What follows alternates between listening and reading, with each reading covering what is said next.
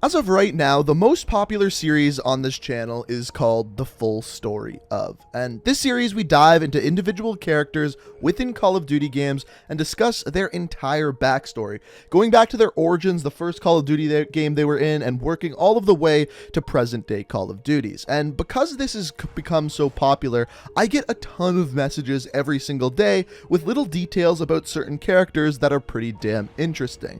And most of these I have covered in videos already, but one that I have started to get recently that I found incredibly interesting revolves around a character in the most recent Modern Warfare game called Hadir Karim. Now, for those of you who live under a rock and haven't played the most recent Modern Warfare, Hadir Karim is kind of a tertiary antagonist within Call of Duty Modern Warfare. He starts out appearing as a good guy, but later in the game we found out he did some pretty dirty and despicable things. But here's the thing, because we had so much backstory on Hadir and he was Farah's brother, it just kind of seemed like he just went a little bit too far. But what if I told you that Hadir is actually way more evil than you may think? What if Hadir is actually Khaled Al-Asad? So when I was first sent this, it was in a couple of emails and then it got tweeted at me, and I thought it was a bunch of bull, if I'm being completely honest. But the more I looked into this theory, the more validity it actually had. So before you go commenting saying this is a bunch of bull and I made it up, just watch the video, because there's a lot that actually supports this. And you'll see what I mean throughout the video, and I will say this is still just a theory. I don't think there's quite enough evidence to say that this is for sure, but I just wanted to make a video showing you guys this theory, and really, it all begins with Khaled Al-Asad's name. That's not actually his name. Let me show you.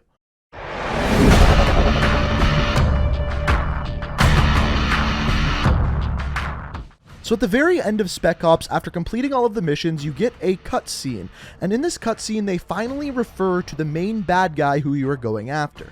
Here is what it says. These new killers are calling him the Immortal Lion, or Khaled Al-Asad. So pretty straightforward, right? They say that the bad guy is named Khaled Al-Asad, but if you listen to it again, you can actually figure out that that's not a real name. If you put Khaled Al-Asad into a translator, it doesn't translate right away. However, if you actually separate the words, what it turns into is Khaled means immortal and Al-Asad means the lion. Put it together and you get the code name, the Immortal Lion. Hence why we're thinking that Khaled Al-Asad is actually a code name meaning the Immortal Lion, just like they said in the cutscene. These new killers are calling him the Immortal Lion, or Khaled Al-Asad. They are basically telling us that this is actually a code name. So who is this? If this is just a code name, who is the original Khaled Al-Asad? Well, throughout the rest of the video, I'm going to try to prove that this person is none other than Hadir Karim. But to understand that, we first have to dive into his backstory. This is the story of Hadir.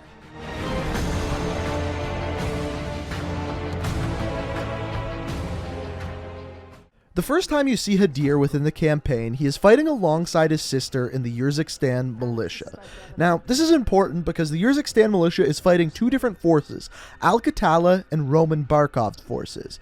Hadir claims to hate both of them. As you go through the several missions, you fight alongside him and even get to use his famous sniper rifle. But as it turns out, there's a lot more to Hadir that meets the eye. Now, Hadir's hatred for Barkov's forces actually began back as a child, when his father was taken out and killed by Roman Barkov's forces, and then the entire village that he lived in was gassed by the soldiers. And then, after trying to escape with his sister, they were taken hostage by Roman Barkov and kept imprisoned for years. And because of this, Hadir was willing to take drastic matters to take out Roman Barkov and his army. In the very beginning of the campaign, you play as Alex invading a Russian facility to steal gas from Roman Barkov.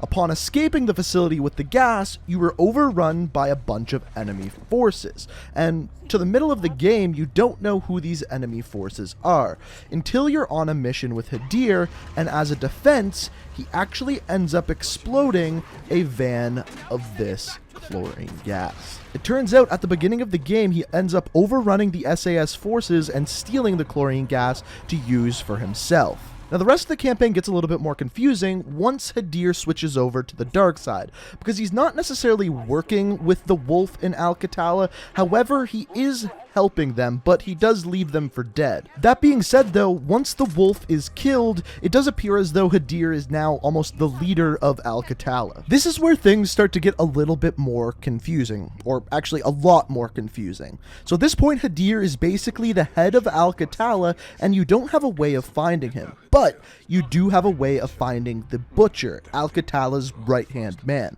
So you track down Al-Qatala with the help of Captain Price, Kyle Garrick, and of course, Nikolai, and once you find him, you interrogate him to find Hadir's location.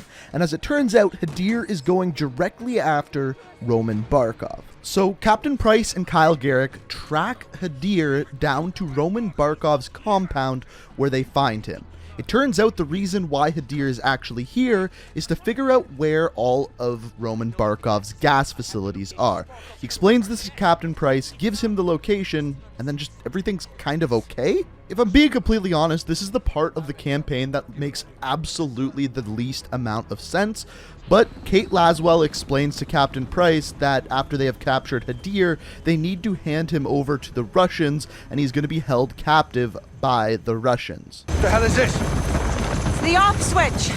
We're turning him over. To who? Russia. Prisoner swap. It's one way. What's the word, boss? Stand by. Don't make this ugly, Captain. Give me a reason not to. It's a proxy war, John. We're all just pawns in this. You speak for yourself. Hand him over. Yes, sir. So at this point, if you're paying attention, you're probably asking one big question. If you know anything about Khaled Al-Asad, he ends up working with Mr. Z, aka Imran Zakhaev, who is a Russian. But the one thing we know about Hadir is he hates the Russian. He works with Captain Price. Then you kill Russians, yes? So the question is, why am I saying that it's possible that Hadir is none other than Khaled Al-Asad? For that, you have to know the backstory of the Four Horsemen.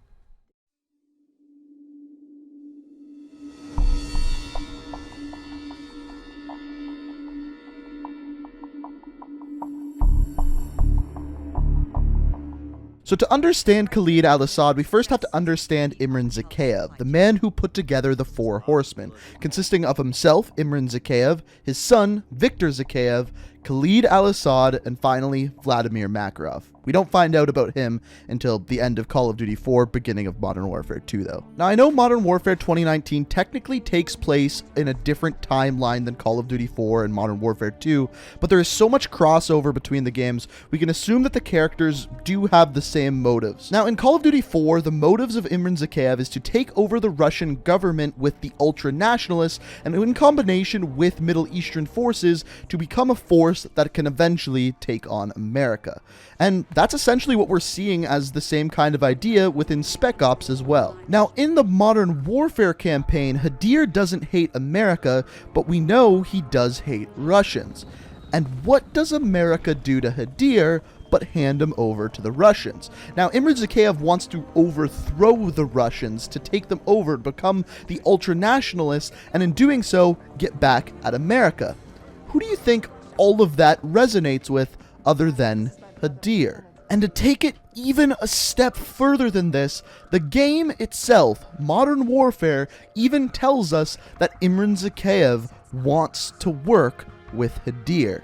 It says this at the very end of the campaign. Zakhaev wants Barkov's throne.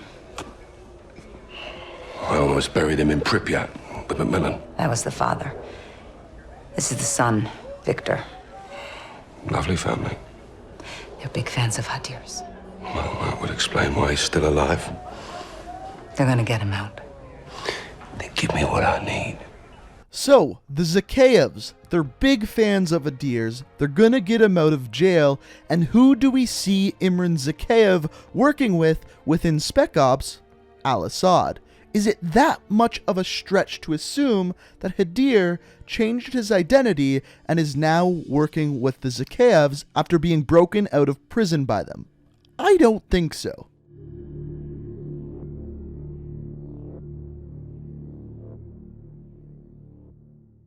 So to me, the three biggest things that point toward Hadir actually being Khaled Al-Asad are this. Number one, the fact that Imran Zakhaev wanted to break Hadir out of the prison in Russia to work with them. That's number one.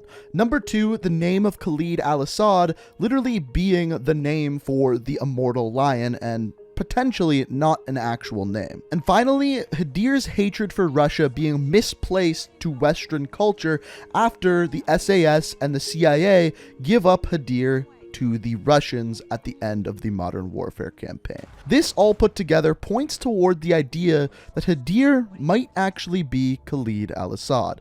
But as I said at the beginning of the video, this is just a theory, and I'm curious to hear what you guys think about it. After me putting forth all of this evidence, are you sold on this, or are you still skeptical? Let me know what you think down in the comments. Of course, if you did enjoy the video, it would be appreciated if you did hit that like button. It really does help with the channel.